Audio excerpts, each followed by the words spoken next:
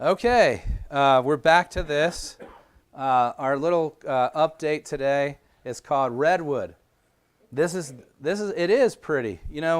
Um, it's amazing what carvings look like in redwood. They're so rich and beautiful. But for those of you that know about redwood, it's a protected tree. During the turn of the last century, there was these huge redwood forests in California, and billions of board feet of this kind of wood because these trees were so big.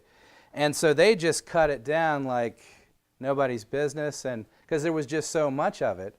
And then one day they realized that, because this is a product right here that even though it grows extremely quick, in order to get to the large sizes like this came out of a piece of tree like that, it takes hundreds of years. And so to replenish it is just long periods of time. But this piece of tree right here, this piece of redwood, came out of a tree that we're going to show you here in a minute. Thank you. Okay. So for those of you that heard the last time that I was here give an update on this, we were offered a very large log for free in California. And what happened was we loaded up a team with logging equipment, chainsaws, and all kinds of other things to get this tree, get it loaded up, and bring it up here.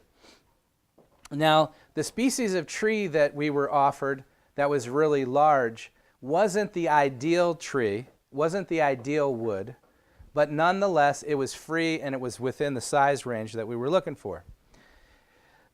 When we reached California and we actually reached the area that this log was, it was determined that this particular log had a crack in it that we were told by our expert log carving guy that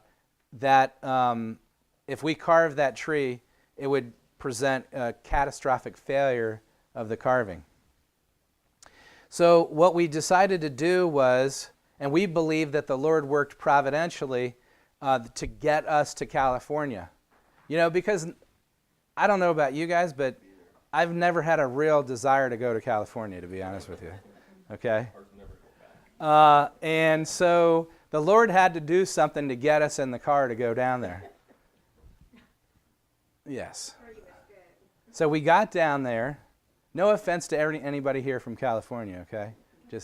So we got down there, and we were about 95 miles away for where these other big trees go. And I said, hey, we're down here. Maybe the Lord brought us down here. We just need to beeline it to these trees because we have this project here where, we want to, carve this Daniel 2 image.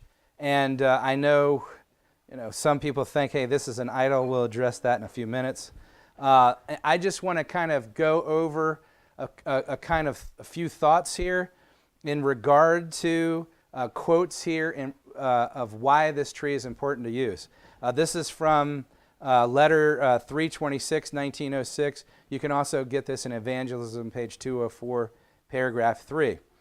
Brother S., that's Brother Simpson, dwells especially upon the prophecies in the books of Daniel and the Revelation. Now notice that. He has a special bent to those two books. He has small representations, large representations of the beasts spoken of in these books. These beasts are made of paper mache, and by an ingenious invention they may be brought at the proper time before the congregation. Thus, he holds the attention of the people, while he preaches the truth to them. Through this effort, hundreds will be led to a better understanding of the Bible than they ever had before. We trust that there will be many conversions. So, hundreds are what? Brought to a better understanding by the use of these visual aids, right? Catholics attracted by symbols. Elder S, that's Elder Simpson, is arousing a good interest by his meetings. People of all classes come out to hear and see the life-size images that he has of the Beast of Revelation. A great many Catholics come to hear him. So this is not just a method of reaching the common people, but we want, there are 1.2 billion Catholics that we need to reach, right? So this works very effectively with Catholics. The labors of Elder S remind me of the labors put forth in 1842 to 44, right? He uses the Bible and the Bible alone to prove the truth of his arguments. He presents a plain, thus saith the Lord. Then if any oppose his words, and this is going back to a subject we talked about earlier, if we're putting our own words in construction that's never been revealed to Scripture, they can argue with us, right? But look at this. He uses a thus saith the Lord. Then if any oppose his word, he makes it plain that they must have their controversy not with him. Take it up with the Bible.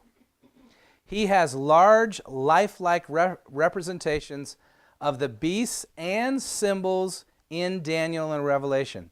These are brought forward at the proper time to illustrate his remarks.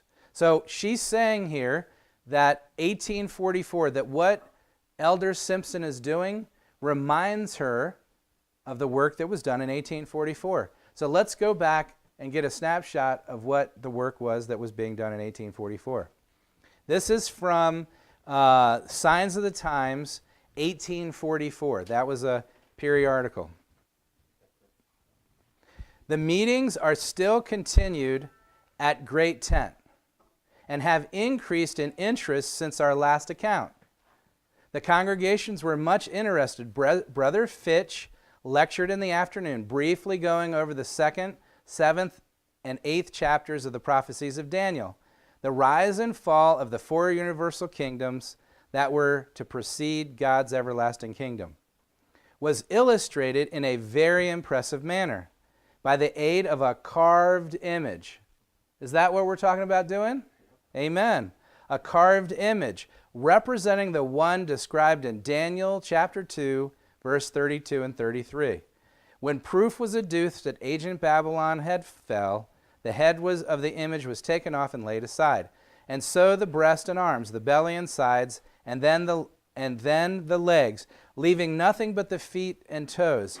None but the willfully blinded could help seeing that we are living in the very last days. More attentive congregations could not be found than we had throughout the day. The number that thronged the tent could not have been much, if any less than 5,000 persons per meeting, PM and evening. Does this methodology work? How would you like to have a meeting with 5,000 people come? So here we have Brother S is having these meetings to great effect. The way that he's conducting his meetings is reminiscent of 1844. This is what was happening in 1844, right? But notice this quote.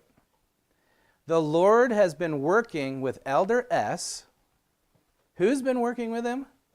The Lord, teaching him how to give to the people the last warning message. Do you get that? What's his methodology? He's using the Bible alone with very few words, and he's using large symbols, images, and all this kind of thing to educate to the people. And we're being told here that the Lord was working with him, teaching him how to give the people the last warning message. Now, how many people want to be part of giving the last warning message? Well, if the Lord was teaching Elder Simpson how to give the last warning message, shouldn't we be following his methods? Yes or no? Absolutely. And so we went on a trip. Now, we didn't have a cool little bus like that, but we ended up here, right on the coast in California. How many people have ever been there? Massive trees, aren't they? massive trees. And so we come over the mountain range down into the east side. Actually, east side. I'm from the East Coast, so the coast is on the east. We come on the west side of the mountain range, and we're coming down over the mountain range, and we pull off on the side of the road because as soon as we crested the top of the hill and that climate change hits, where that moisture is coming off the coast there, the very first thing we see is, boom, these big trees. So we pulled over and we could use that one, I mean, they're everywhere, right? So here these trees are. Here's an image for those of you who haven't seen how really gigantic some of these trees are. Now this is an old growth tree, and these trees are protected. And you think that's big? Look at this one. Wow. That's absolutely huge. I'm not even sure that if somebody gave us a tree like that, we'd even be able to handle it, right? I mean, that's just really big. Okay, that's huge. But what happened was, providentially, the Lord led us to this place. Now, this right here that you see is a place that we went to. It's on a piece of property. This is one of the remnants of one of these old growth trees that had come down years before. And so the only way that you can cut down one of these giant redwoods when they reach a certain size is you have to get a permit. Now, we were in a place called Humboldt County. Is that how you pronounce it? Yeah. Sort of like the squid, Humboldt squid. And we're in Humboldt County, California. How many people have ever been there? Okay. What is the political atmosphere there? Tree huggers. It's really, really restrictive on harvesting any natural products. And so the only way that you can take down one of these trees, and I understand, preserving these trees, but even on private property, the only way that you can remove one of these trees is by special permit. And the qualifications of the permit have to do with whether or not that tree poses a risk to property, loss of life, and all this kind of thing. So what has to happen is that, and I was told that the process of getting a permit to cut one of these trees down is that it's a case-by-case thing. And in some instances, if you have a structure and the tree is right next to the structure, and somebody says, well, this tree is going to damage my structure, the structure goes. The tree has more rights. But what happened was we contacted very, very many tree service companies in the Humboldt County area to find out if any of them had on their schedule or docket a tree similar to what we wanted that was scheduled to be cut down or had been cut down. Well, we felt that this was a providential leading because the day that we found out there was a crack in the tree that we went for, at the time that we were going through this experience, at that very time, this tree that we knew not about was being cut down and felled because of special permits were being met. And we were told by the tree service that it's very rare for one of these to come about. But the very day that we went there, it was happening. And so that's myself and the guy that cut the tree down. There's Jason here, right here to the left, taking a picture. So we're making our way up to the site where the tree is that had been felled the day that we drove up there. And this is the next morning. And here is the tree. It's laying on the ground. You can see the mass of it. What's that? He said he measured it at 7 feet. So that's the log laying on the ground. That is the log from a wider viewpoint. That's Tyler, my son, climbing up on it. This is the stump right here with Jason up on there. And there's Jason and Tyler on the log. And there's Lorna. Okay. You got the same pose. There's Jason taking pictures there, and you can't see Sharon. She's in between Jason and the tree service guy, and so this right here, on the way to look at the tree, that's another carving right there. That's Sasquatch, and you can see that it was that was a pretty big tree to be able to carve that out of.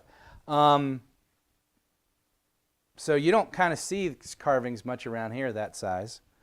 So back to the tree here. So in a tree like this, we've been told, and this, by the way, this log right here is 61 feet long. Okay? I was told that it weighs somewhere between 50 and 60,000 pounds, and that there is approximately $60,000 worth of timber in the tree. So if you were to mill it down and sell it for individual boards, $50,000 to $60,000 worth of boards. The owner of the tree has agreed to sell us the tree for $5,000. The challenge is that we got some prices from companies because this just isn't laying on the side of the road. It has to be extracted. And we had a highball price from a guy who was really busy. He wanted to charge us $10,000 to extract it. So you have $5,000 for the tree, $10,000 to extract it, and then the trucking to bring it up to Idaho would be another $3,000, right? So as we're going through all this, we got another phone call. And the next phone call we got was from a guy, he's a Christian, not an Adventist. He's a tree man. And he goes, hey, I got a tree. And I really like what you guys want to do with the tree. I like the story of Daniel 2, and I like that it's Bible themed and everything. And the tree that I have is not cut down yet. It's over 5 feet in diameter, which was our minimum requirement, that we didn't want any tree less than 5 feet. And he goes, yep, it's over 5 feet in diameter. I didn't measure it exactly, but I know it's over 5 feet. It's still standing, and I'll talk the person that owns the property to see if they would be willing to sell it to you at a lower price. So he calls up the owner, tells them the whole story of what we want to do with it and all this kind of thing. And the homeowner says, I'll sell it to them for $2,000. Well, it's a couple hundred feet. So we can have whatever size log that we want. So this Monday, this one right here is still laying on the ground. We have until the middle of August to decide whether or not we want this one that's laying here, because there's no way to get it out of there right now anyway. The other one is slated to be cut down on August 6th. So we're told that not only is it remarkably rare to get a tree like this in Redwood, but it's remarkably rare to have 2 permits issued at the same time. What's accessibility to get the second one? Don't know. We've never been there. So this Monday, the tree man is going to go up to the site where the tree is with a measuring tape, take pictures to show us, the size of the tree and everything. And then he's going to start taking it down on August 6th. It's been offered to us for $2,000. So now what we have to do is figure out what it's going to cost to extract it. We have an Adventist tree guy who lives about 3.5 hours away that called yesterday and said he would volunteer to come and help officiate, so to speak, over extracting the tree and make sure that some company doesn't charge us an exorbitant amount of rate, because, everybody in that whole area right now is busy. It's just busy, boom town. Do you have to pay to cut it down? No, we don't have to pay to cut it down. The person that has the property is paying to cut it down. So we're just buying the actual tree, right? So there's a couple things we don't know. We know it's going to be around $3,000 to transport it back up here to Idaho. We know the tree log is going to cost $2,000, so that's $5,000. What we don't know yet is what the cost is going to be to extract it and load it onto the truck. But we do know this. Whatever it is, we have to have all the money in place by the 6th of August, which is not far away. Now, we have been for a year and a half searching for such a tree. They're just very rare. They don't come up. They're getting rarer and rarer and rarer. And so here we are. We're not moving forward by the light of our own kindling. We've been told large images. This is how the work is going to be finished. Thousands will be motivated to want to understand the prophecies by looking at these large images.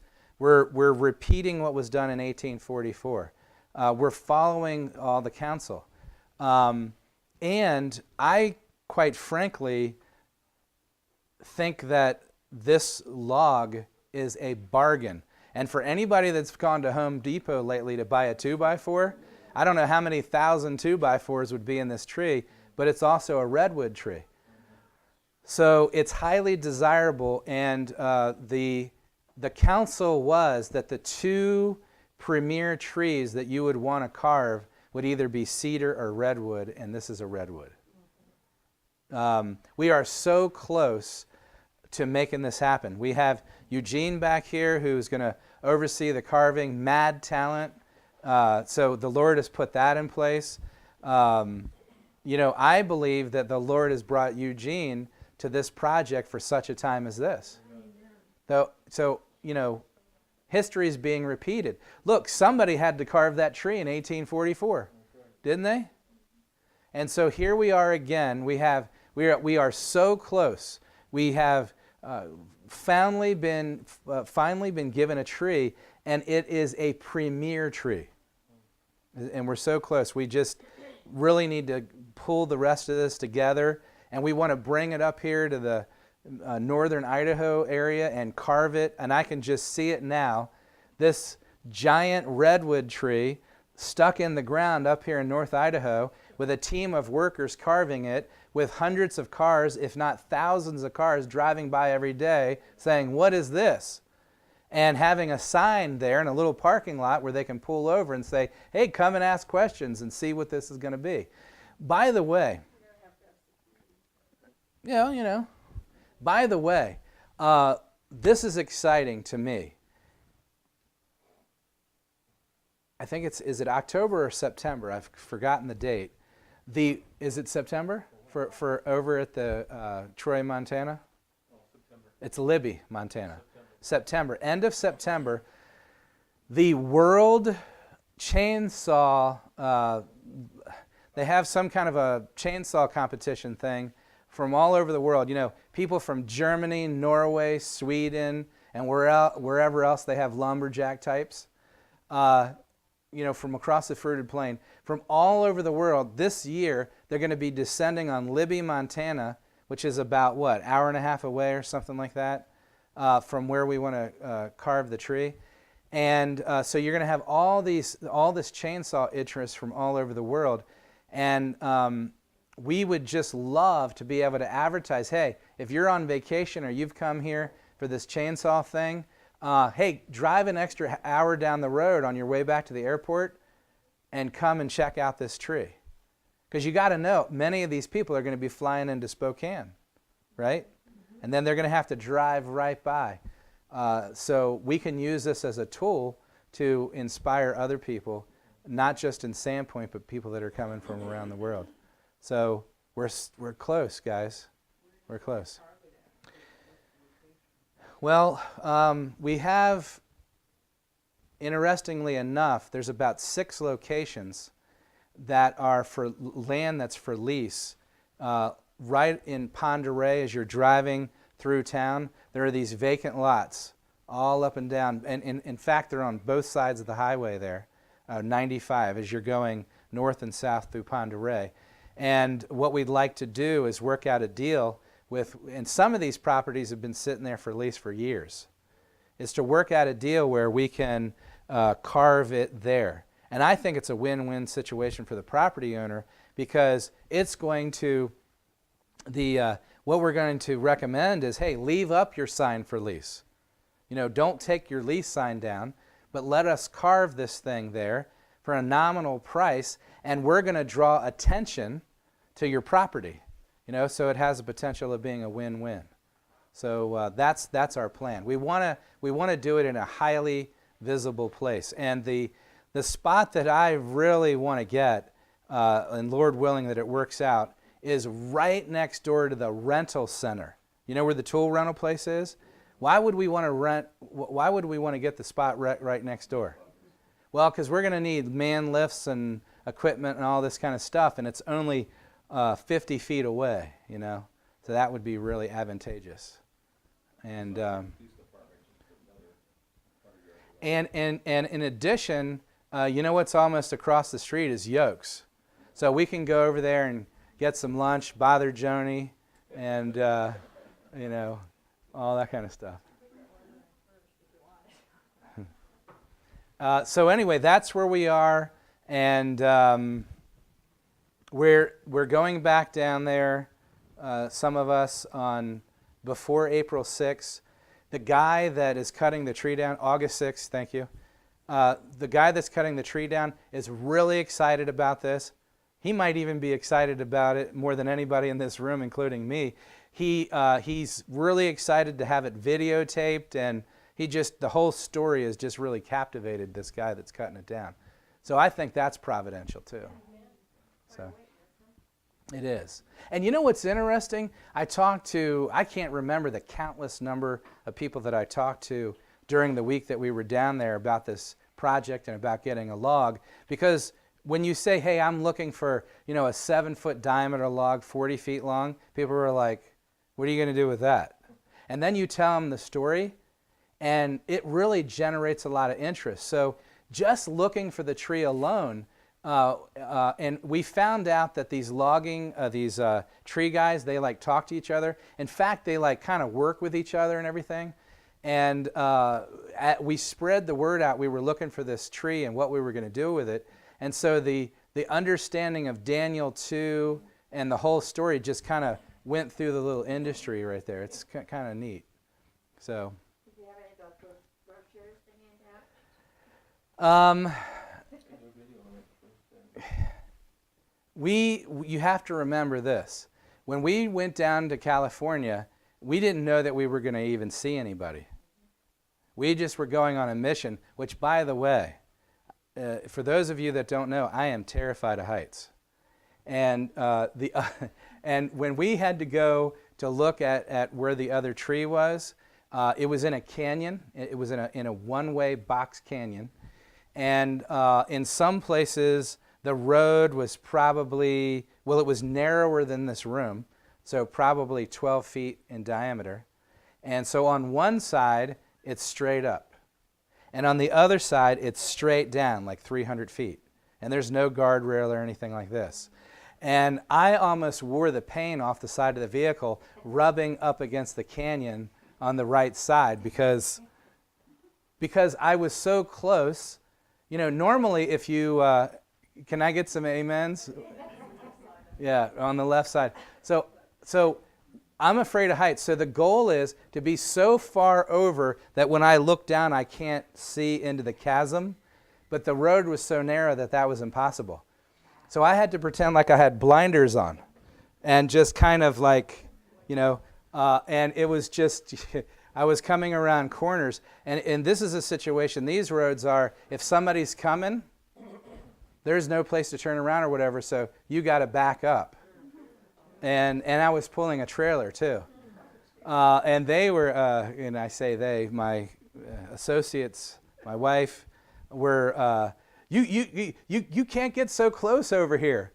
Well, I'm not getting close over here. How long was the road up in there? 18 miles. Did you have to come back to Yes. It was a box canyon. And I asked that when we were there. I was like, is there another way out? No. Well, it's not going to be a problem now for us. Did we take pictures of that? No. Very scary. Now, Pam Benton, the dear lady that had told us about this log that her husband Gerald had found, she asked me on the phone a week or two before we went up there. She goes, "You're not afraid of windy, narrow roads and all that kind of stuff, are you?" And I was like, "Oh no, I'll be okay." But when we actually got there, it was way above what I'm used to, and that I would want to do. And the next time I go up to visit them, I don't know. I'd probably have to be given a sedative to go back on that road. Or a small vehicle. Yeah. Well, I don't even think that would help. But anyway, she was telling me that in the wintertime that it becomes really scary because there'll be ice on the road and you just can't stop. And when I say 200-300 feet straight down, I'm not exaggerating. It's 200 or 300 feet straight down. So, can I get an amen and a witness on that? Yes, okay. This is not. Okay, so any questions before we move on to our topic? No?